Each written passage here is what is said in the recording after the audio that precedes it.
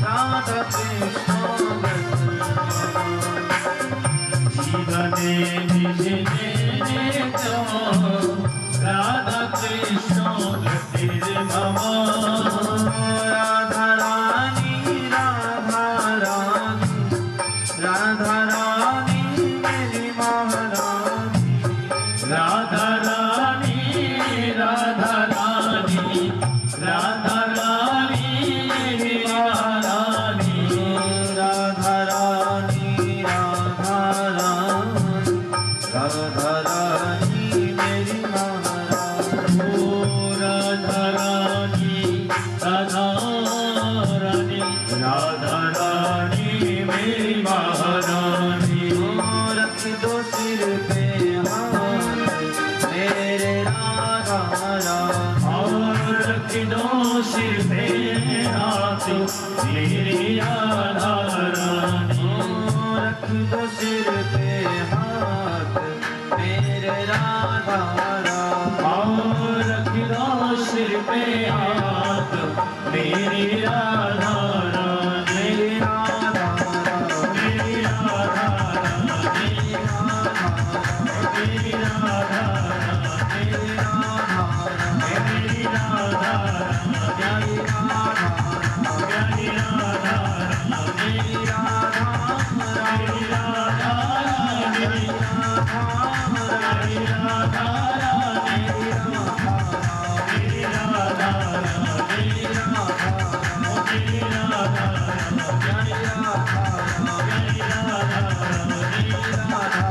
मेरी राधा प्यारी राधा प्यारी राधा मेरी राधा मेरी राधा प्यारी राधा मेरी राधा श्री राम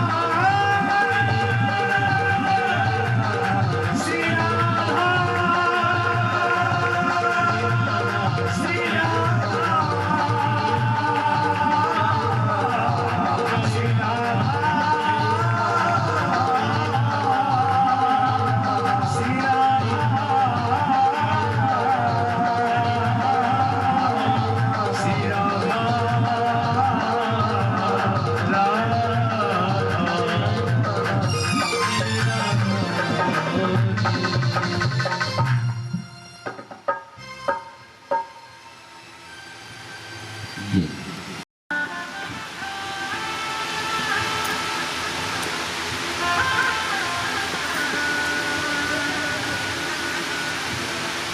विगत 6 दिवस से आप सभी ने बड़ी भाव से भगवान की अमृतमयी कथा को श्रवण किया, जिसके अंतर्गत आपने भगवान के अनेक अवतारों को श्रवण करते हुए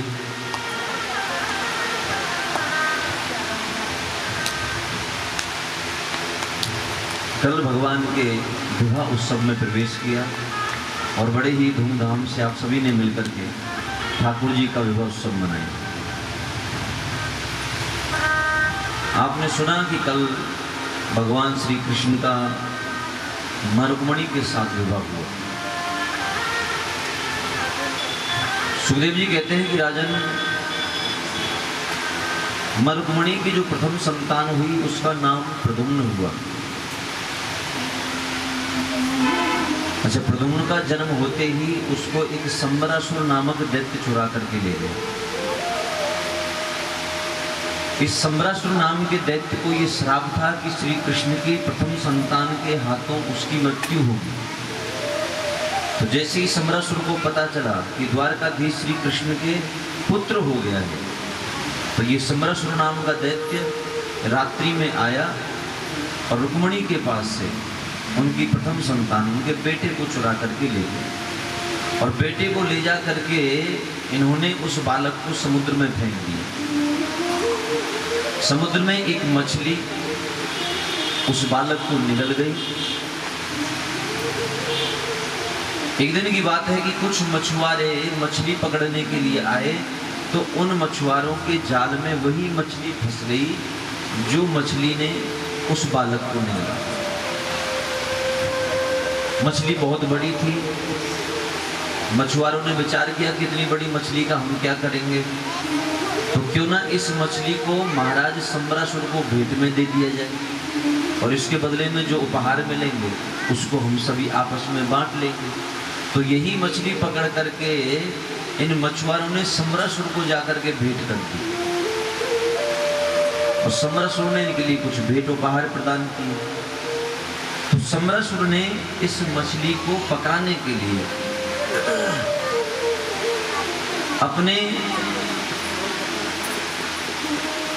सबसे बढ़िया रसोइया को बुलाया। अच्छा, रसोइया की जो पत्नी है ना, ये भगवान श्री नारायण की परम भक्त है, ध्येय तामसी है, राक्षस कुल में जन्म हुआ है, लेकिन हृदय से श्री नारायण को बड़ा मानती है।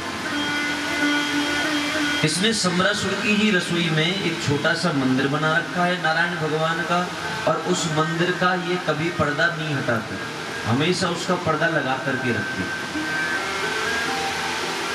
पर्दा इसलिए लगा के रखती है कि कहीं सम्रासुर को पता चल गया तो ये फिर हमें दंडित करेगा, कारागार में बंद कर देगा। तो ये दोनों पति पत्नी जब उस मछली को रसोई में लेकर के पहुंचे और मछली को जब काटा गया तो उस मछली के उदर से वो बालक जीवित निकला। तो रसोइया जो है उस बालक को लेकर के सम्रासुर के पास जाने लगा। रसोइया की पत्नी ने कहा कि महाराज, ये बालक आप सम्रासुर को प्रदान मत करिए, क्योंकि श्री नारायण ने ये बालक मुझे दिया है। इस पत्नी के कोई बालक नहीं था। इसने कहा कि मैं नित्य भगवान श्री नारायण से यही कहा करती थी कि आपने सबको पुत्र दिए, एक मुझे ही आपने पुत्र नहीं दिया। हे माधव, आप मुझे कब पुत्र देंगे, कब मुझे आप संतान का सुख प्रदान करेंगे? तो आज नारायण ने मेरी सुन ली, इसीलिए नारायण ने मुझे ये पुत्र दिया है। रसोइया ने कहा कि यदि नारायण तुम्हें पुत्र देते तो ये बालक तुम्हारे गर्भ से जन्म लेता। इस बालक ने तुम्हारे गर्भ से जन्म नहीं लिया है, ये बालक तो मछली के गर्भ से निकला है, मछली के उदर से निकला है। इसलिए मैं इसे ले जाकर के सम्रासुर को प्रदान कर दूंगा। इस पत्नी के अश्रु बहने लगे और रोते रोते इसने कहा कि महाराज, एक बात बताइए कि जल के अंदर मछली के उदर में बालक है और वो अब तक जीवित है, इसका मतलब क्या है? इसका सीधा सा मतलब यही है कि नारायण इस बालक को हम तक पहुंचा रहे थे और वो इस बालक को हमें देना चाहते हैं। और तभी वहां नारद जी प्रकट हो गए। नारद जी ने प्रकट होकर के कहा कि ये बालक कोई साधारण बालक नहीं है, द्वारकाधीश श्री कृष्ण का पुत्र है। और ये जो रसोइया की पत्नी है ना, ये भी कोई साधारण स्त्री नहीं है।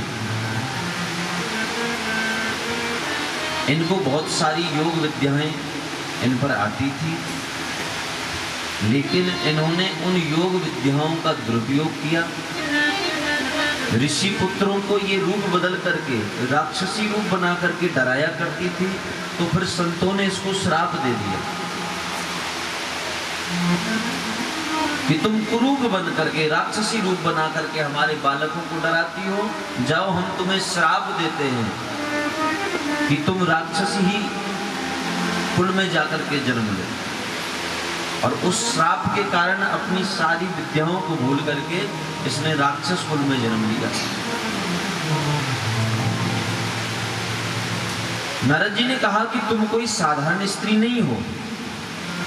और नारद जी ने योग माया के माध्यम से जो ये अपनी सारी विद्याओं को भूल चुकी थी, उन सारी विद्याओं की स्मृति कराई और सारी विद्याओं की स्मृति करा करके इनसे कहा कि अब तुम अपनी विद्याओं के माध्यम से इस छोटे से बालक को युवा अवस्था में प्रवेश करवाओ, जिससे ये सम्रासुर का वध कर सके। तो इसने उस बालक को लेकर के जंगल में वन में पहुंची। वन में जाकर के अपनी योग विद्या के माध्यम से बाल्य अवस्था से श्री प्रद्युम्न जी महाराज को युवा अवस्था में प्रवेश करवाया और युवा अवस्था में प्रवेश करा करके इसको सारी विद्याएं, अस्त्र की, शस्त्र की, सारी विद्याएं इसको प्रदान की। और प्रदान करने के बाद फिर प्रद्युम्न जी महाराज ने सम्रासुर से जाकर के युद्ध किया और फिर सम्रासुर का वध किया।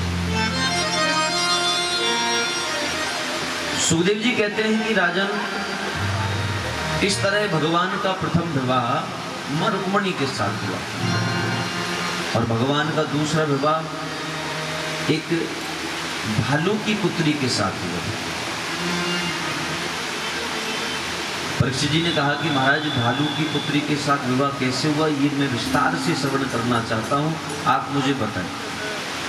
तो श्री सुखदेव जी कहते हैं कि सत्राजित नाम का एक राजा हुआ।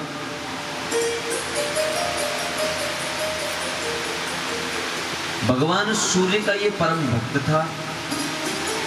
तो भगवान सूर्य इसकी सेवा से प्रसन्न होकर के इसको एक स्मंतक मणि प्रदान करते हैं। इस मणि का नियम है मैया कि नित्य यदि 10 घंटे इस मणि की पूजा की जाए तो ये 10 भार सोना देती है। एक दिन की बात है कि महाराज सत्राजित भगवान श्री कृष्ण की सभा में बैठे हुए थे, आपस में बातचीत हो रही थी। द्वारकाधीश ने हंसी हंसी में कह दिया कि हे सत्राजित, तुम्हारा परिवार कितना बड़ा है। सत्राजित ने कहा कि महाराज, मेरा छोटा सा परिवार है, एक मेरी पुत्री है, मेरी पत्नी है, मेरा भाई है, बस ऐसे करके छोटा सा परिवार है।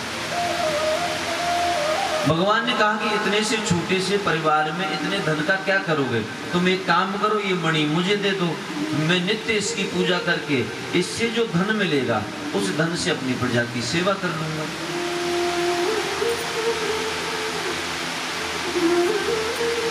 तो सत्राजित जो है वो भगवान की सभा का त्याग करके चला गया, मणि देने से मना कर दिया और सभा को छोड़ करके चला गया। एक दिन सत्राजित का भाई प्रसून इस मणि को गले में धारण करके और वन में भ्रमण करने के लिए गया। तो वन में एक सिंह के द्वारा वो मारा गया और उस मणि को वहां से एक भालू लेकर के चला गया।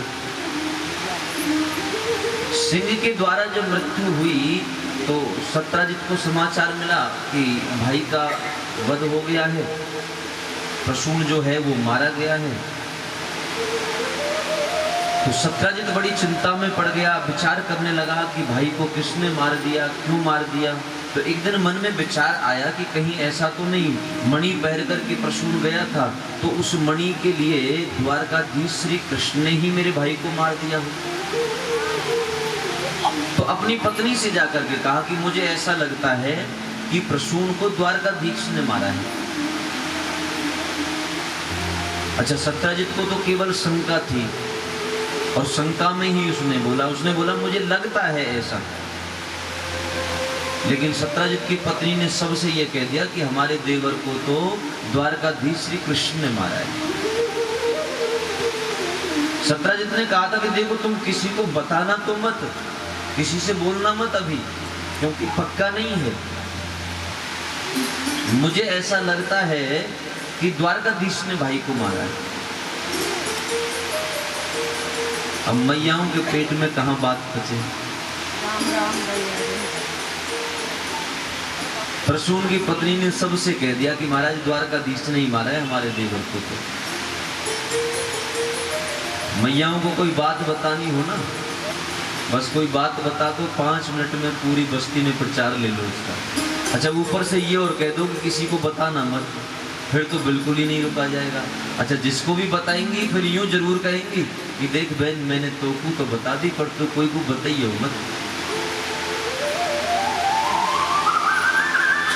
सत्राजित की पत्नी ने भी यही किया। सत्राजित ने कहा कि किसी से कहना मत, मुझे लगता है ऐसा, मुझे शंका है कि द्वारकाधीश ने मारा है। उसने सबसे बोल दिया और ये प्रचार होते होते द्वारकाधीश तक पहुंच गया।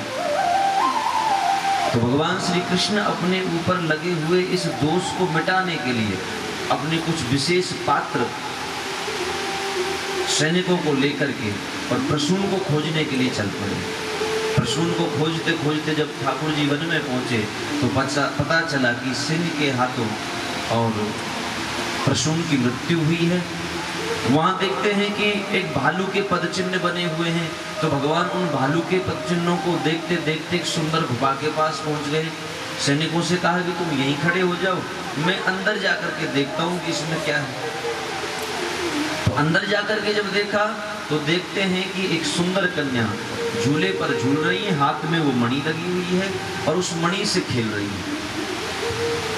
भगवान ने उस कन्या से कहा कि देवी, ये मणि जो आपके हाथ में है, ये मणि हमारी है, आप ये मणि हमें प्रदान कर दें।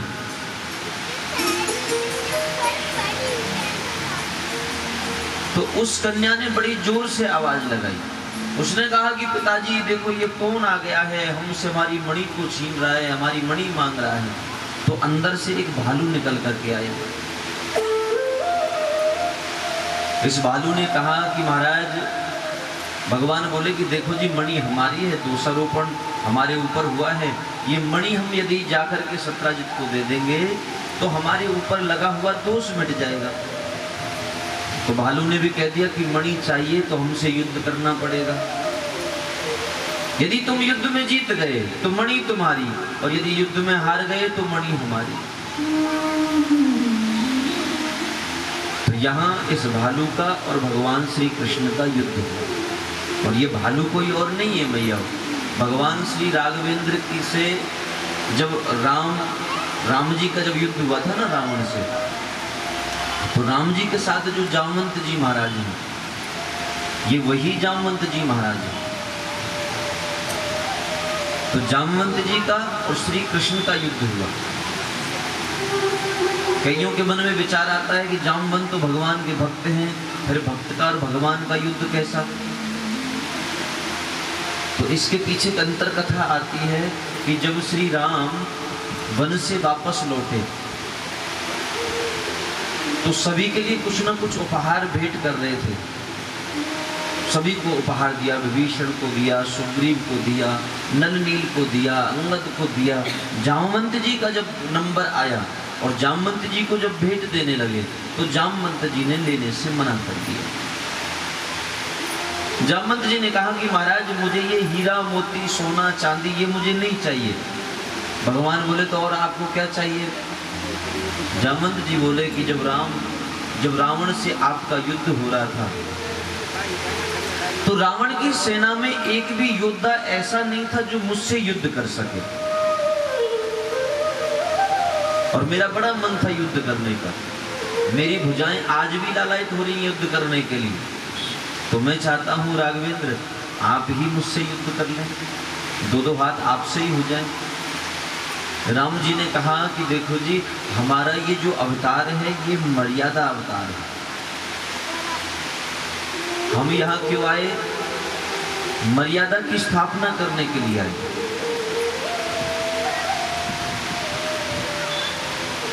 मर्यादित जीवन कैसे जिया जाए हम ये बताने के लिए आए। एक पिता का क्या कर्तव्य होता है पुत्र के प्रति, एक पुत्र का क्या कर्तव्य होता है पिता के प्रति, एक पति पत्नी का क्या कर्तव्य होता है, एक सेवक का और स्वामी का क्या कर्तव्य होता है।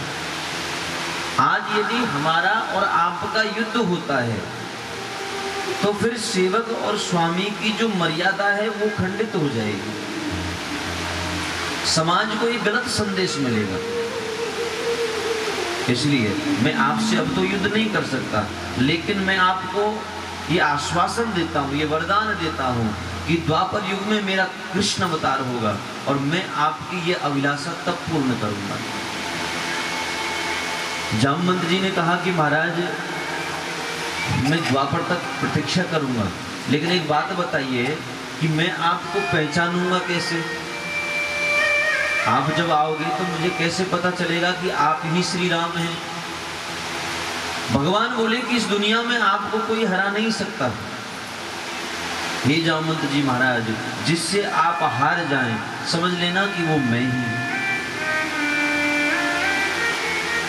तो त्रेता युग की अभिलाषा को पूर्ण करने के लिए द्वापर युग में श्री कृष्ण जामवंत जी से युद्ध करते हैं। जामवंत जी का और भगवान श्री कृष्ण का युद्ध प्रारंभ हुआ। 27 दिन तक ये युद्ध चला। जामवंत जी को उठा करके भगवान नीचे पटक दें, जामवंत भगवान को उठा करके नीचे पटक दें, ऐसे 27 दिन तक युद्ध चलता रहा। 28वें दिन भगवान ने ऐसा उठा करके जामवंत जी को पटका कि जामवंत जी से उठा नहीं गया। और जैसे ही जामवंत जी परास्त हुए तो जामवंत जी समझ गए कि ये कोई और नहीं, मेरे भगवान श्री राघवेंद्र हैं। जामवंत जी के नेत्र सजल हो गए, नेत्रों से अश्रु बहने लगे और नेत्रों से अश्रु बहाते हुए बोले कि जाने त्वाम सर्वभूतानां प्राणयोजिसहो बलम् विष्णुं पुराण पुरुषं प्रभविष्णु मधीश्वर।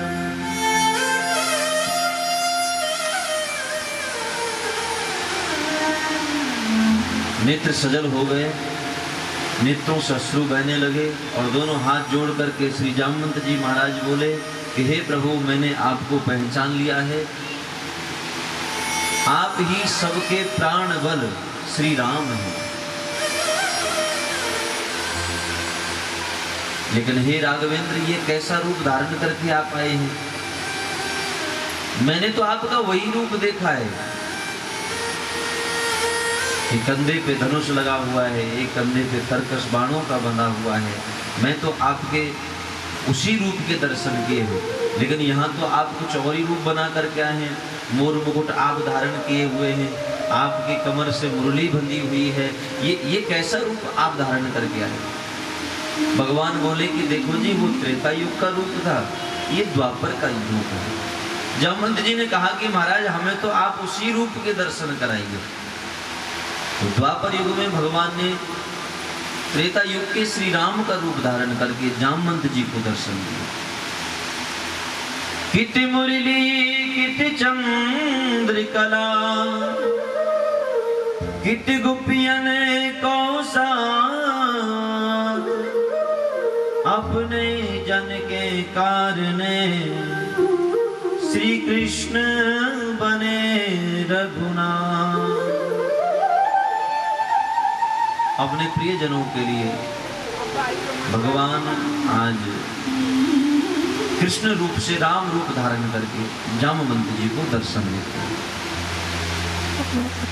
भगवान के लिए जामवंत जी ने मणि प्रदान की और मणि प्रदान करने के बाद भगवान जब जाने लगे तो जामवंत जी ने कहा कि महाराज, मेरा एक छोटा सा आग्रह है आपसे। भगवान बोले कि कहिए। तो अपनी पुत्री जामवंती को बुलाया और जामवंती को बुला करके भगवान के हाथ में हाथ दे करके बोले कि मैं चाहता हूं कि आप मेरी पुत्री जामवंती के साथ पाणी ग्रहण संस्कार करें। तो भगवान ने जामवंती के साथ विवाह किया और इस तरह भगवान का दूसरा विवाह एक भालू की पुत्री यानी कि महाराज जामवंत की पुत्री जामवंती के साथ हुआ।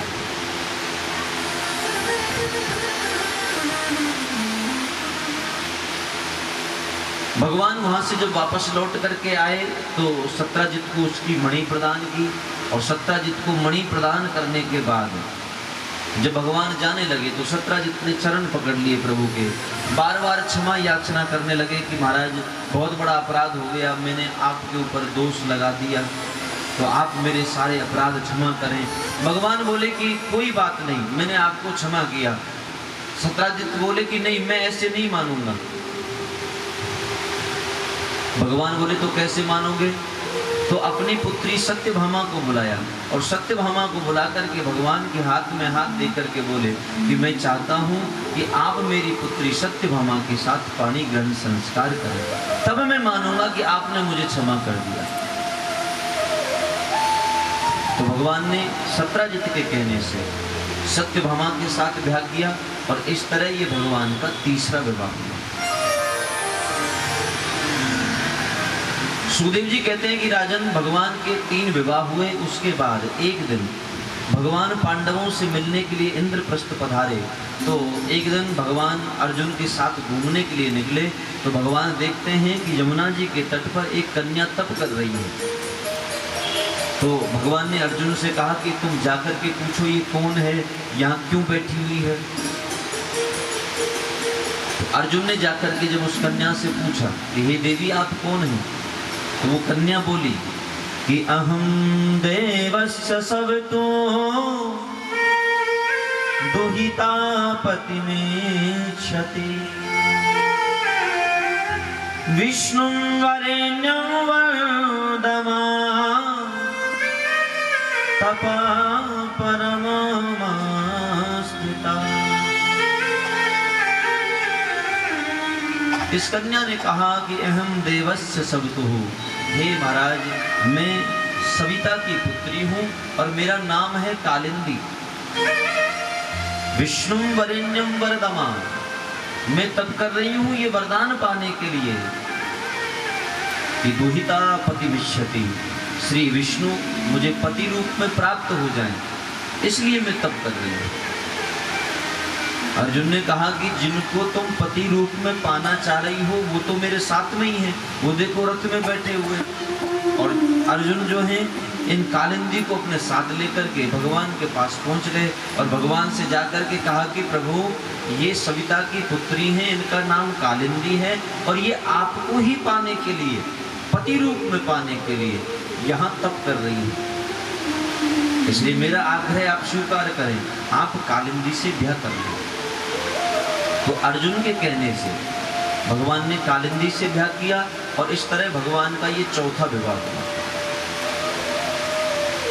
बिंद और अनबिंद दो भाई हैं, इनकी एक बहन है जिसका नाम है मित्रवृंदा। बिंद और अनबिंद राजनीतिक लाभ के लिए अपनी बहन मित्रवृंदा का विवाह दुर्योधन के साथ करना चाहते हैं, लेकिन मित्रवृंदा जो है ये भगवान श्री कृष्ण से प्रेम करती है।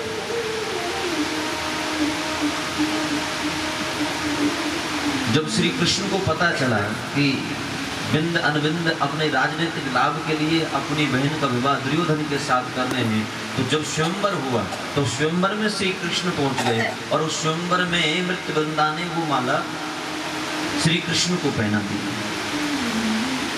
और जब श्री कृष्ण के साथ विवाह करने को तैयार हुई तो दोनों भाइयों ने रोका, तो भगवान मित्रवृंदा को अपने साथ लेकर के द्वारका पहुंच गए और द्वारका ले जाकर के भगवान ने मित्रवृंदा के साथ विवाह किया। और इस तरह ये भगवान का पांचवा विवाह हुआ। भगवान का छठवां विवाह नग्नजित नाम के एक राजा हुए जिनकी पुत्री का नाम है सत्या देवी। राजा ने शर्त रखी कि 7 बैलों को जो एक साथ नाथ देगा मैं उसके साथ अपनी पुत्री का ब्याह करूंगा। तो भगवान ने इन 7 बैलों को एक साथ नाथ करके सत्या देवी से विवाह किया और इस तरह भगवान का छठवां विवाह हुआ। भगवान का 7वां विवाह श्रुतकीर्ति की पुत्री भद्रा के साथ हुआ और एक बार भगवान ने चक्र में घूमती हुई मछली का लक्ष्य भेदन करके लक्ष्मणा नाम की कन्या से विवाह किया और इस तरह ये भगवान के 8 विवाह संपन्न हुए। तो भगवान की जो मुख्य पटरानी है वो 8 है, रुक्मणी, जामवंती, सत्यभामा, कालिंदी, मृत्युवृंदा, सत्या देवी, भद्रा और लक्ष्मण। सुखदेव जी कहते हैं कि राजन भगवान के मुख्य विवाह तो 8 हुए, लेकिन भगवान की कुल पत्नी 16,108 हुई। 8 विवाह तो मैंने तुम्हें बता दिए, अब 16,100 विवाह कैसे हुए वो मैं तुम्हें बताता हूँ। कि एक भौमासुर नाम का दैत्य हुआ जो भूमि से उत्पन्न हुआ, बड़ा ही अहंकारी था, इसको अपने बल का बड़ा अभिमान था, बड़े बड़े राजाओं को हरा करके उनकी कन्याओं को ये बंदी गृह में बंद कर देता। और इसने एक संकल्प लिया कि जब 20,000 राजकुमारी हो जाएंगी तो 20,000 राजकुमारियों के साथ एक साथ विवाह करूंगा। तो तो अब तक इसने 16,100 राजकुमारियों को बंदी बना दिया। जब भगवान श्री कृष्ण के पास ये समाचार पहुंचा तो श्री कृष्ण उन बंदी गृह में बंद कन्याओं को मुक्त कराने के लिए इस भौमासुर से युद्ध करने के लिए जाते हैं। इस भौमासुर के पास ही वरुण का छत्र है और मां अदिति के कुंडल भी हैं। ये उनको छीन करके ले गया। तो सत्यभामा को अपने साथ में ले जाकर के और भगवान ने भौमासुर से जाकर के युद्ध किया और युद्ध में इस भौमासुर का ठाकुर जी ने वध किया और बंदी गृह से इन 16,100 राजकुमारियों को मुक्त किया। भगवान विचार करते हैं कि मैंने इन 16,100 राजकुमारियों को मुक्त तो करा दिया, इन राजकुमारियों के पास अब दो मार्ग हैं। जब ये घर अपने वापस पहुंचेंगी तो कोई भला राजकुमार ब्याह तो इनसे करेगा नहीं। हर राजकुमार की ये सोच हो जाएगी कि ये तो भौमासुर के वहां बंदी गृह में रह करके आई हैं, तो कोई भी अच्छा आदमी, कोई अच्छा राजकुमार इनसे ब्याह नहीं करेगा। तो इनके पास दो रास्ते हैं, दो मार्ग हैं। या तो ये किसी गलत रास्ते पे चली जाएंगी या फिर ये कहीं जाकर के आत्महत्या कर लेंगी। इसलिए भगवान ने क्या किया कि इन 16,100 राजकुमारियों को अपनी शरण में ले लिया। इन सब राजकुमारियों को लेकर के भगवान द्वारका नगरी पहुंचे। 16,100 विवाह मंडप बनाए गए। इन 16,100 विवाह मंडप में ये 16,100 राजकुमारी बैठी। एक ही समय में एक साथ भगवान ने 16,100 रूप धारण करके इन सब के साथ ब्याह कर लिया और इस तरह भगवान के कुल 16,108 विवाह। भगवान अपने गृहस्थ जीवन को बड़े ही आनंद से जीते नहीं। समस्त रानियों के लिए भगवान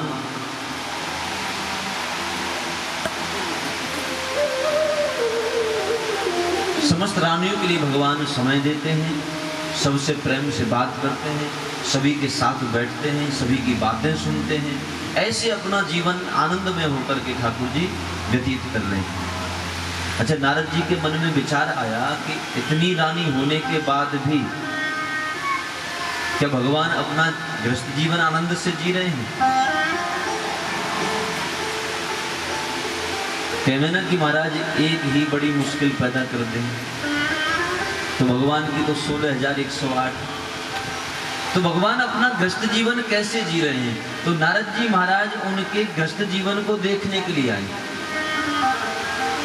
अब नारद जी जब गृहस्थ जीवन को देखने आए तो जैसे ही देखे सत्यभामा के कक्ष में गए तो भगवान उनको वहां बैठे हुए मिले।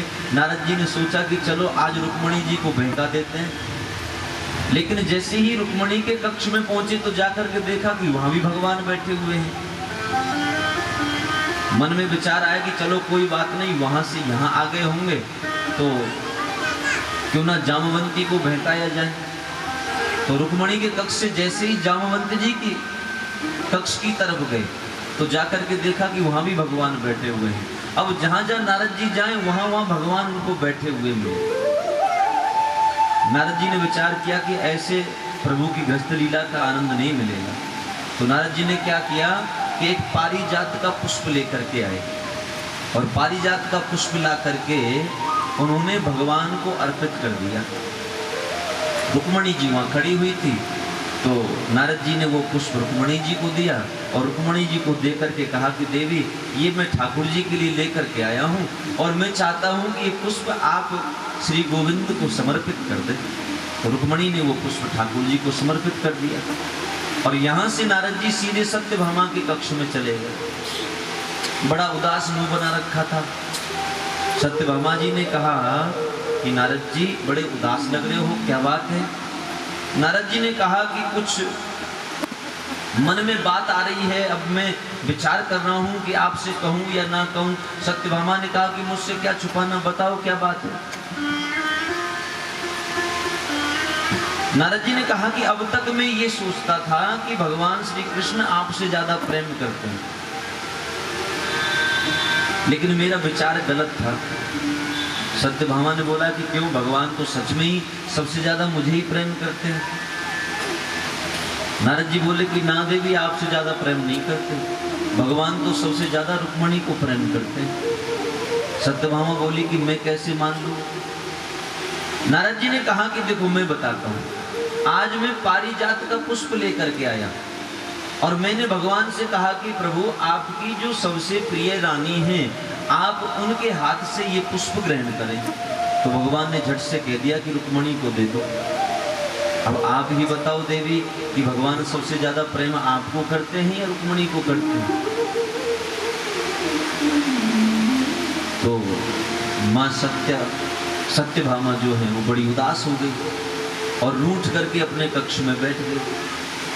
नारद जी ने विचार किया कि अब अपना काम हो गया। नारद जी वहां से निकल गए। भगवान जैसे ही सत्यभामा के पास आए तो सत्यभामा के पास आते ही भगवान ने देखा कि सत्यभामा रूठी हुई बैठी है। भगवान बोले कि देवी क्या बात है? सत्यभामा ने कहा कि गोविंद आप तो मुझसे बात ही मत करो, मुझे आपसे बात ही नहीं करनी। भगवान मनुहार करने लगे कि बताओ तो सही, हुआ क्या, बात क्या है? सत्यभामा बोली कि आज मैं जान गई कि आप सबसे ज्यादा प्रेम रुक्मणी को करते हैं, मुझे आप प्रेम नहीं करते। भगवान बोले कि ना देवी, ऐसी कोई बात नहीं है, सबसे ज्यादा प्रेम तो मैं आपको ही करता हूं,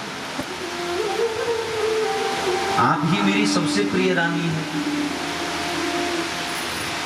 सत्यभामा ने बोला कि जब मैं आपकी सबसे प्रिय रानी होती ना, तो जो पारिजात का पुष्प लेकर के नारद जी आए वो आप मेरे हाथ से ग्रहण करते। अब भगवान समझ गए कि ये किसका काम है। भगवान मन ही मन सोचने लगे कि अच्छा, नारद जी ने आकर के भेंट कर ली है आपसे। भगवान बोले कि देवी आप क्या पारिजात पुष्प की बात करती हैं? मैं तो आपसे इतना प्रेम करता हूँ, क्या पुष्प है? यदि आप कहें तो पूरा पारिजात का वृक्ष ला करके आपको दे दूं। तो सत्यभामा ने भी कह दिया कि ठीक है प्रभु, मुझे तो पारिजात का वृक्ष ही चाहिए। भगवान मन ही मन सोचने लगे कि महाराज ये तो कह करके फंस गए, अब ला करके ना दे तो फिर पत्नी से कलह हो जाए, ये रूठी बैठी रही। तो भगवान ने महाराज इंद्र से जाकर के पारिजात का वृक्ष मांगा, और जब पारिजात का वृक्ष मांगा तो महाराज इंद्र ने देने से मना कर दिया। तो भगवान का इंद्र के साथ युद्ध हुआ, और इंद्र जब इस युद्ध में परास्त हुआ तो भगवान के चरणों में गिर करके क्षमा याचना मांगने लगा,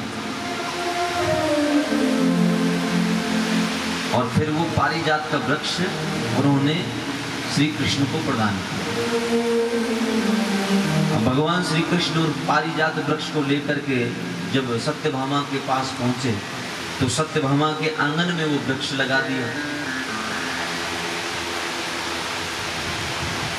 सत्यभामा के आंगन में जब वो वृक्ष लगाया तो सत्यभामा के आंगन के बगल में ही देवी रुक्मणी का आंगन है। तो वृक्ष जो है थोड़ा टेढ़ा लग गया। वृक्ष लगा हुआ तो है सत्यभामा के आंगन में, लेकिन उसके फूल जाकर के गिरते हैं रुक्मणी के आंगन में। सत्यभामा ने कहा कि प्रभु आप टेढ़े, आपके काम भी टेढ़े। भगवान बोले कि वो कैसे?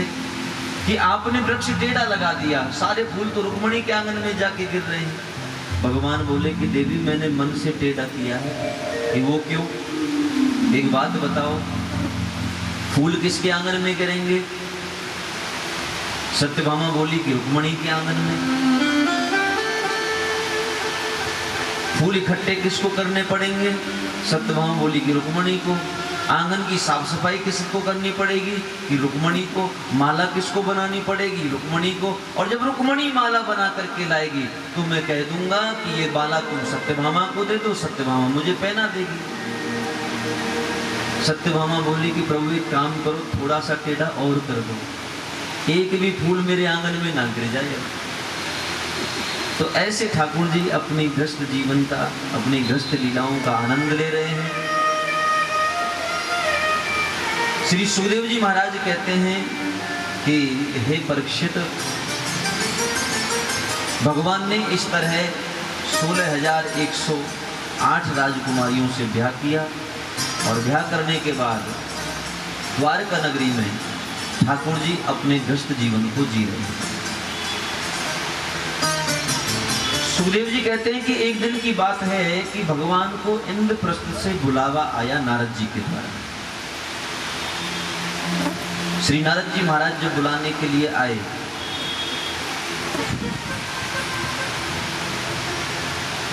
तो भगवान तैयार हुए जाने के लिए।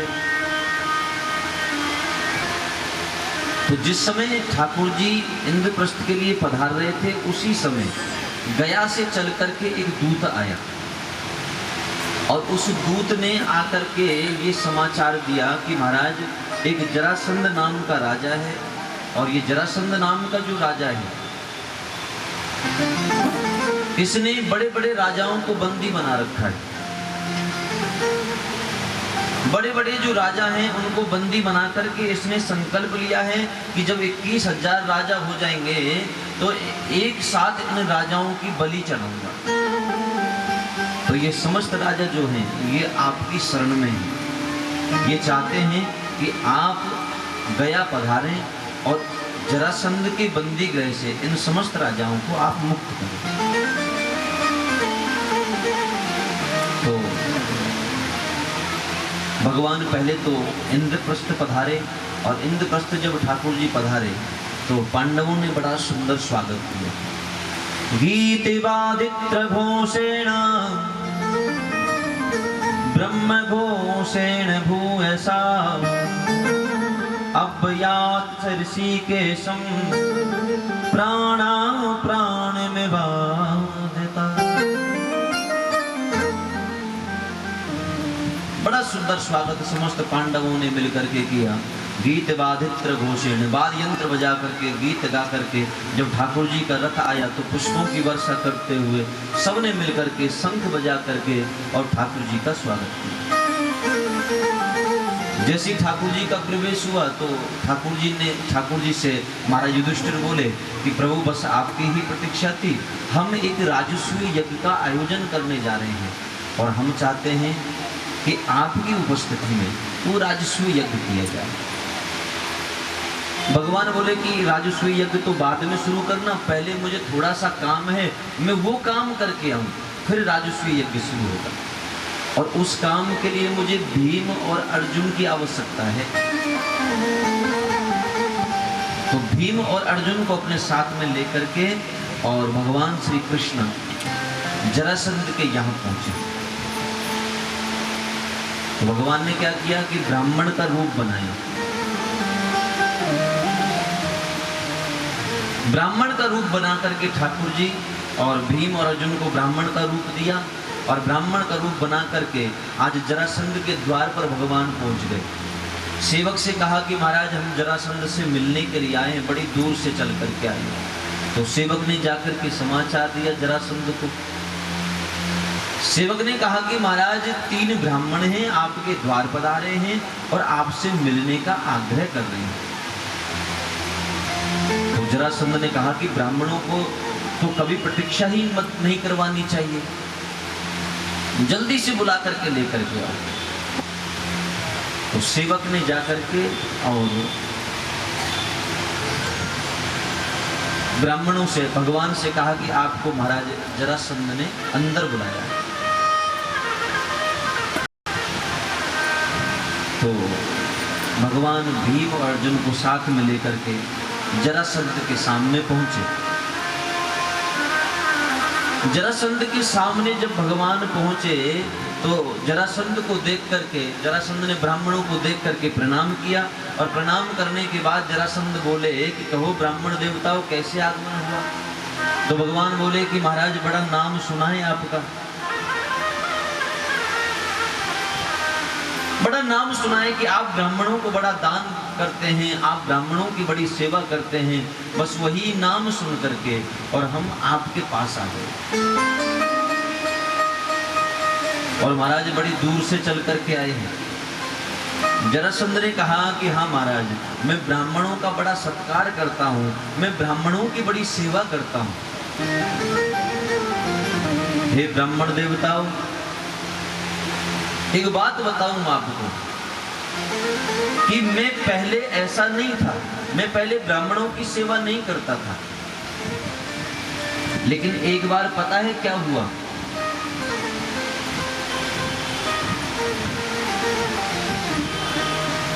एक बार मेरा श्री कृष्ण से युद्ध हुआ और उस युद्ध में मैं हार गया। एक बार नहीं 17 बार उस युद्ध में मैं हारा। फिर मैंने ब्राह्मणों को पूजा के लिए बिठाया।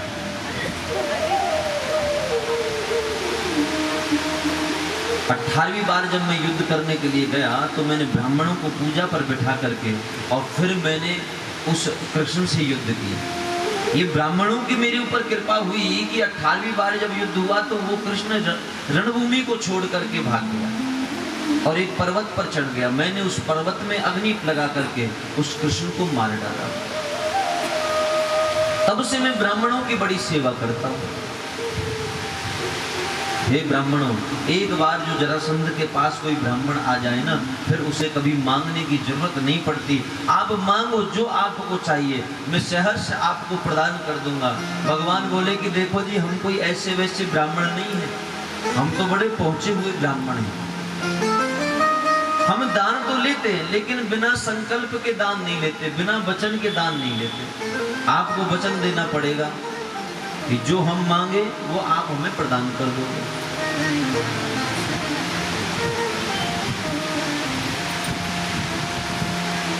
तो जरासंध जो है भगवान की बातों में ऐसा आया कि उसने संकल्प दे दिया, वचन दे दिया कि ठीक है महाराज, मैं वचन देता हूं कि जो भी आप मांगोगे वो मैं आपको प्रदान कर दूंगा। तो भगवान बोले ठीक है महाराज, आपने वचन दिया, अपना वचन पूर्ण करेंगे। जरासंध ने कहा कि हाँ, कुछ भी मांग लो, अपना वचन पूर्ण कर दूंगा। भगवान बोले कि युद्धम नो देहि राजेंद्र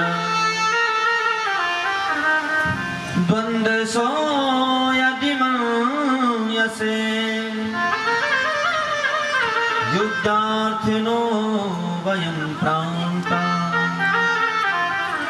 राजन्य नान्यकांकणा।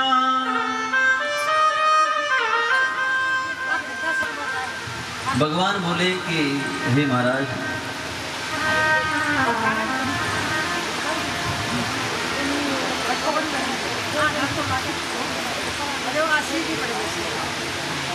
काची है कोई जानवर है तो पता समझाओ, छाड़ दो सीधी बड़े भैया लकड़ी का पत्थर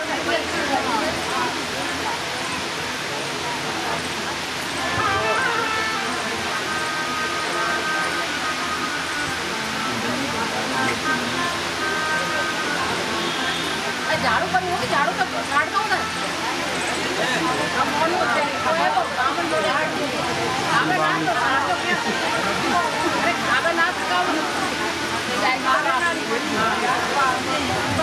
अबे नानी जी बड़ी सीधो रह रही है।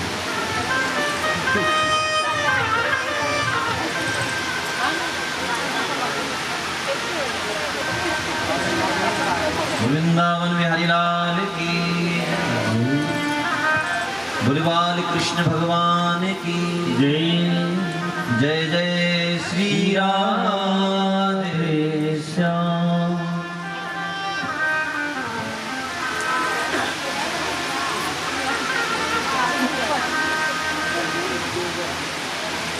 जरासंध ने वचन दिया और वचन देने के बाद जरासंध बोले कि ठीक है, तुम कुछ भी मांग लो।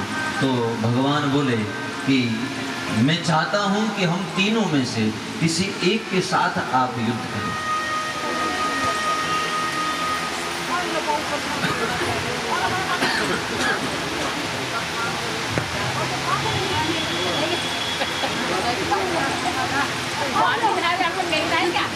झाड़ू चालक कर दो। जय